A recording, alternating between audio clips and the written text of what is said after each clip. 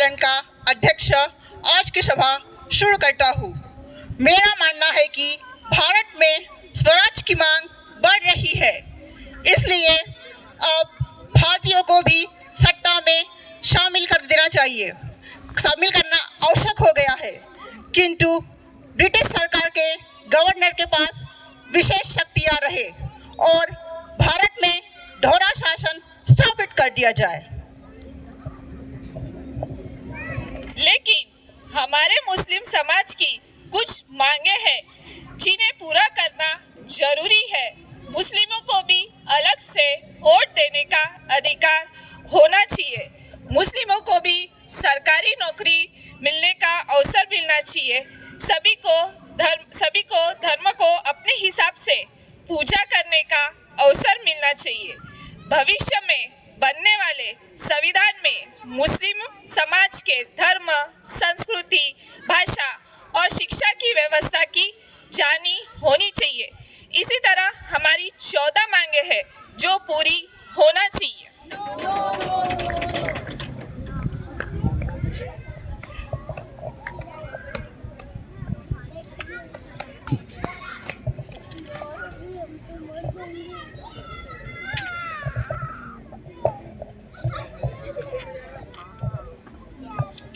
हमारी ब्रिटिश सरकार मुस्लिम समाज की मांगों पर चिंतन करेगी और अगली सभा में उस पर निर्णय लेगी। इस सभा को आगे बढ़ाते हुए अब मैं भारत के भीमराव रामजी आम्बेडकर से आग्रह करता हूं कि वो अपनी मांगों को सभा में रखें।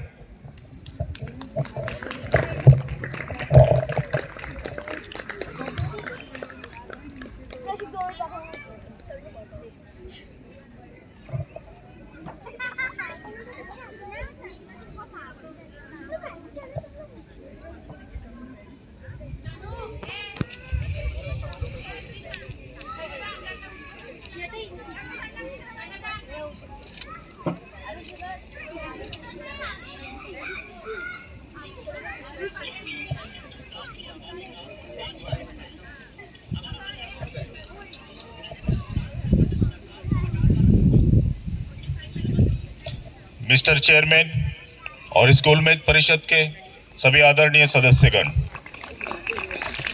मैं डॉक्टर भीमराव रामजी आम्बेडकर हिंदुस्तान के अछूतों और दलितों का प्रतिनिधि के रूप में यहाँ उपस्थित हुआ हूँ, जिनकी आबादी हिंदुस्तान की आबादी का 5वां हिस्सा है, जो कि ब्रिटेन और फ्रांस की आबादी के बराबर है। ब्रिटिश सरकार को हटाकर उसकी जगह लोगों द्वारा, लोगों से चुना हुआ और लोगों के लिए कार्य करने वाला सरकार कायम किया जाना चाहिए। सवर्णों के दमन और अत्याचार से वर्षों तक घृणित यह अछूत समाज, जिनकी दयनीय अवस्था आज भी उसी तरह से दयनीय है। हम अछूत ब्रिटिश काल में पहले भी मंदिरों में नहीं जा सकते थे और अभी भी ब्रिटिश काल में हम मंदिरों के द्वार हमारे लिए बंद है।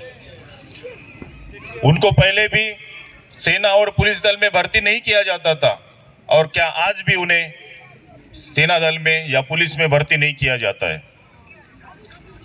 उनके अधिकार अगर चाहे ब्रिटिश सरकार तो कानून बनाकर उन्हें अधिकार दिलवा सकते थे, लेकिन ब्रिटिश सरकार ने ऐसा कुछ नहीं किया। क्या ब्रिटिश सरकार ने ऐसा कुछ किया? नहीं। हमारा यह मानना है, जब तक कि राजनीतिक सत्ता बहुजन समाज के हाथों में नहीं आएगी, तब तक अछूतों का दुख दूर नहीं हो सकता। इसीलिए 150 साल बीत गए जब फैसला ब्रिटिश सरकार करती थी और हिंदुस्तान उसे स्वीकार कर लेता था। वो समय बीत गया, कभी न लौटने के लिए। इसीलिए मेरी इस ब्रिटिश गोलमेज परिषद में ये मांग है कि अछूतों को उनकी निहित संख्या में उनके अधिकार पृथक अल्पसंख्यक के रूप में दिए जाए। धन्यवाद। रामजी आम्बेडकर जी ने जो विषय आज की सभा में रखा वो वास्तव में गंभीर और चिंतन करने लायक विषय है। अंततः उनकी मांगों पर ब्रिटिश सरकार स्वीकार करेगी और भारत में दलित, शोषित और वंचित समाज के स्तर को विकसित करने के लिए आवश्यक अवसर प्रदान करती है। धन्यवाद। धन्यवाद। अरे वाह, तुम तो बड़े अफसर बन गए हो। लेकिन ये सब हुआ कैसे? हम तो अछूत है ना। हम लोगों को ये सूट बूट पहने यदि स्वर्णों ने देख लिया तो बहुत मारेंगे। उतार दो इसको और जाओ, जाकर गले में हांडी, कमर में झाड़ू और पैरों में घुंघरू बांध लो। अरे नहीं, तुम जानते नहीं हो, हमारे उद्धारक भीमराव अंबेडकर जी ने गोलमेज सम्मेलन में हमारे विकास के लिए अपनी मांगें रखी और सभी का विरोध करने के बावजूद भी अपनी मांगों को ब्रिटिश सरकार से मनवा लिया। प्रथम गोलमेज सम्मेलन में डॉक्टर भीमराव रामजी अंबेडकर ने भाषण दिए और जो मांगे रखी वे भविष्य में भारत के संविधान को मजबूत रखने में मील का पत्थर साबित हुई। महाराष्ट्र में पुलिस विभाग में दलितों के लिए भर्ती के द्वार खुल गए। ब्रिटिश सरकार ने विभिन्न क्षेत्रों में अछूतों के लिए कानूनी अधिकार तय कर दिए। डॉक्टर अंबेडकर के भाषण को सुनकर गोलबर्ग परिषद के अध्यक्ष और इंग्लैंड के प्रधानमंत्री रैमसे मैकडॉनल्ड ने दलितों को पृथक निर्वाचक मंडल, जो कम्युनल अवार्ड के नाम से जाना जाता है, को मान लिया।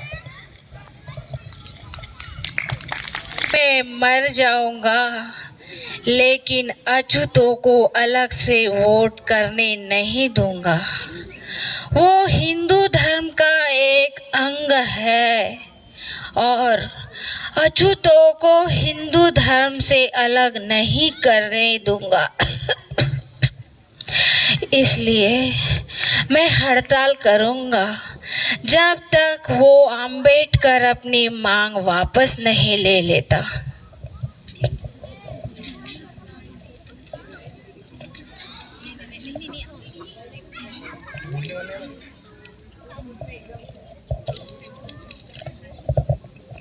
गांधी जी, मैं आपसे सिर्फ कहना चाहता हूं कि यदि अछूत दलित वर्ग हिंदू धर्म का हिस्सा है तो उन्हें हिंदू धर्म में समानता मिलनी चाहिए। यदि आप समानता नहीं दे सकते तो अलग से निर्वाचन मंडल बनाने दीजिए और आप ये बेकार की हड़ताल को ख़त्म कीजिए। यदि आपको कुछ हो गया तो इसका इंजाम मेरे सिर आएगा। मैं अपने जीते जी ऐसा नहीं होने दूंगा अंबेडकर। तुम चाहो तो मेरे मरने के बाद अपने समाज को अधिकार दिलवा देना।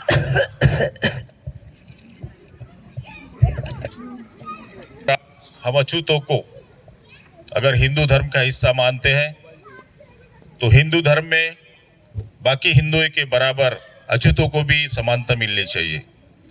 और अगर आप समानता नहीं दे सकते तो फिर अछूतों को अलग से निर्वाचन मंडल बनने दीजिए।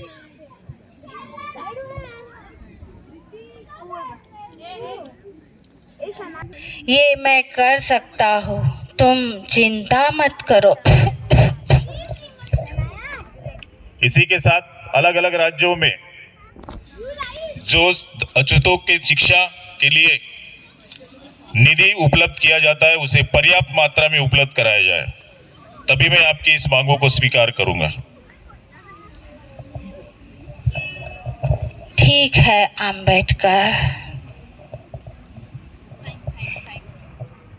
सभी समझौते पर साइन करते हैं।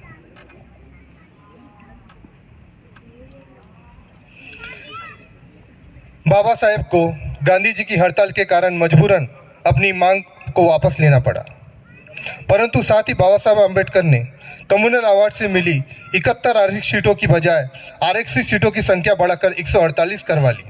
साथ ही अछूतों के लिए प्रत्येक प्रांत में शिक्षा अनुदान की में पर्याप्त राशि नियत करवाई और सरकारी नौकरियों से बिना किसी भेदभाव के दलित वर्ग के लोगों की भर्ती को सुनिश्चित किया। इस समझौते पर हस्ताक्षर करके बाबा साहब अम्बेडकर ने गांधी जी को जीवन दान दिया। इस समझौते को पूना पैक्ट के नाम से जाना जाता है। इस हिम्मत से भारत में जातिवाद और हिंदूपन की जो बोल लंदन गोलमेज सम्मेलन में खोली, वो हिम्मत किसी और में नहीं थी और बाबा साहेब के दृढ़ संकल्प के आगे ब्रिटिश सरकार को झुकना पड़ा और ब्रिटिश सरकार को डॉक्टर अंबेडकर की हर एक बात माननी पड़ी। ये डॉक्टर बाबा साहेब का ही हुनर था कि उन्होंने रामसे मैकडॉनल्ड को कम्युनल अवार्ड स्वीकार करने को मजबूर कर दिया था। प्रथम विधि एवं न्याय मंत्री, भारत रत्न, बोधिसत्व परम पूज्य डॉक्टर भीमराव अंबेडकर को